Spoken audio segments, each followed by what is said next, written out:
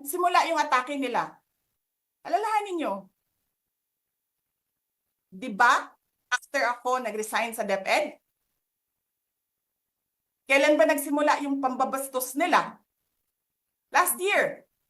After that meeting with the Makabayan Black and Martin Romualdez.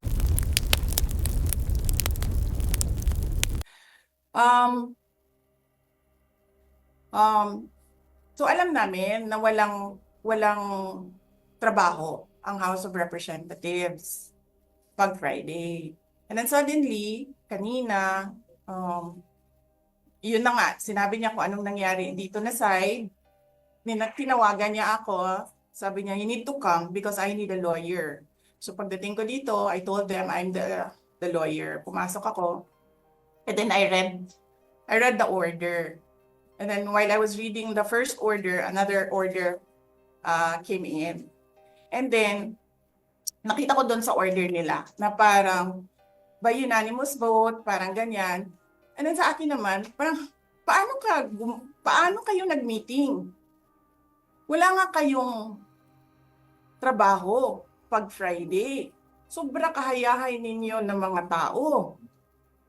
Kaming lahat, sa Office of the Vice President, Monday to Friday ang mga trabaho namin. Sa ibang opisina, Monday to Friday. I'm not saying na bawal yan.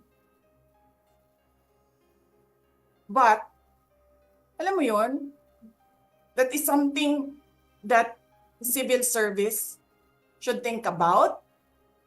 May mga opisina ng gobyerno, 4 na araw lang pumapasok. Yung iba, 5 araw pumapasok. Nandyan sa daan, sa init, sa ulan, nandun sa bundok, naglalakad, tumatawid ng mga sapa, Monday to Friday, mga government employees. And then we have a House of Representatives, Monday to Thursday lang ang trabaho.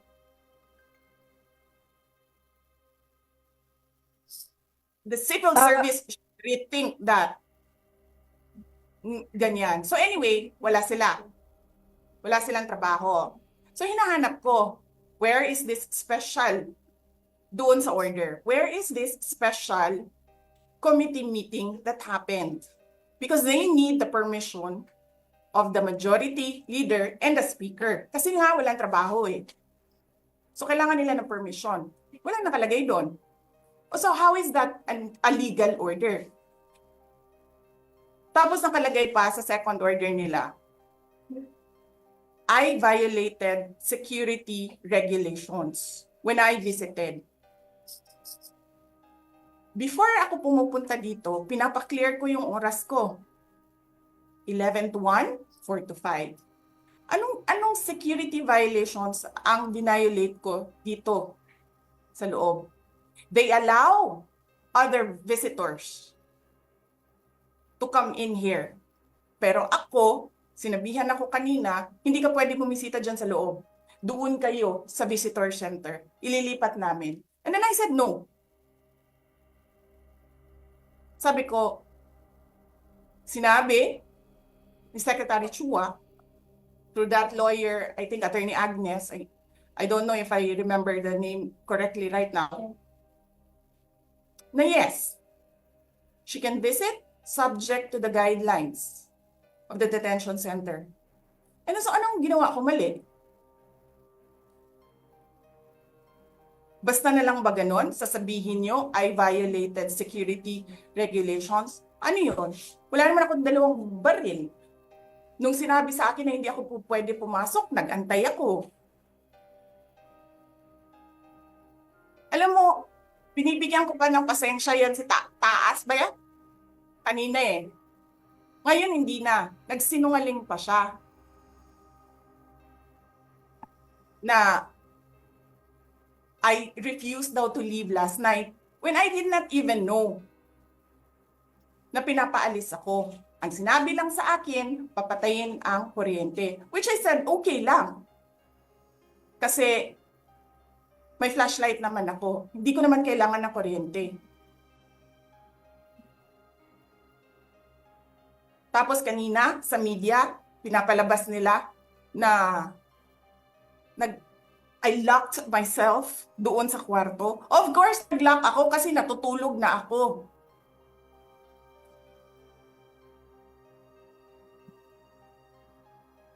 Tapos, what? Bawal ako magstay sa opisina ni Congressman Pulong Duterte. Bakit? Is not that government property? I was allowed by the lawful occupant and possessor of that office to stay there, to assist a detainee who is inconsolable right now, na hindi mo na alam kung yung sakit niya sa likod is a heart attack o ano, kasi hindi nila pinapapasok yung doktor. 'Di ba? So yes, hinahanap ko kanina, sabi ko, where is this permission from the speaker na meron kayong committee hearing kanina in the dead of the night to give an order na i-commit doon sa correctional facility. And where is the rule that says kapag may violation sa detention facility ay ililipat sa correctional facility? Ano yun? You make rules as you go along? Ano yun?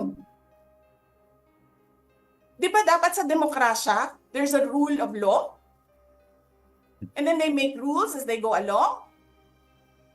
Kung ano lang, whatever pleases the speaker, get her out of the House of Representatives kasi hindi siya dapat nandiyan. Bakit? Pag may-ari niyo ba itong compound na ito? And then sasabihin pa nila sa akin na there is a threat to my life inside the batasang pambansa? Why is there a threat to my life? This is the most secured facility because nandito lahat ng mga spoiled brat sa ating bansa. Tapos, sasabihin pa nila, well, pabigat ka sa amin kasi kailangan namin dagdagan ang security mo. Bakit? Trabaho ba nila magbantay sa akin? Eh di ba trabaho ng DPSPG yon? Na may I just say, binabawasan nila ng binabawasan araw-araw? Na as if this office is not the second highest office in this country, and only because umalis ako sa administration? Kailan ba nagsimula yung atake nila? Alalahanin nyo. Di ba? After ako nag-resign sa DepEd? Kailan ba nagsimula yung pambabastos nila? Last year. After that meeting with the Makabayan Bloc and Martin Romualdez. They started destroying my name, pummeling me in the media with a multi-million PR campaign. Pinastos pa nila ako ng mga pagsisinungaling nila na kesyo taksil, kesyo korap, abusado.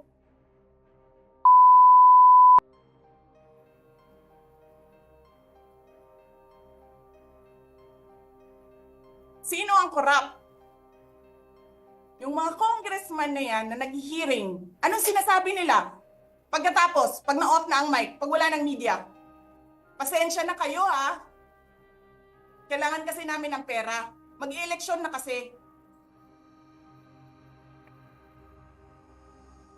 Pakisabi kay Sara ha.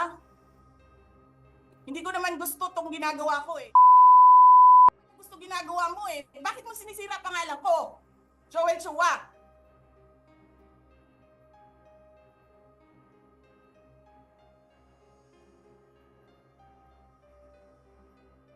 Ganyan. Ganyan ang bansa.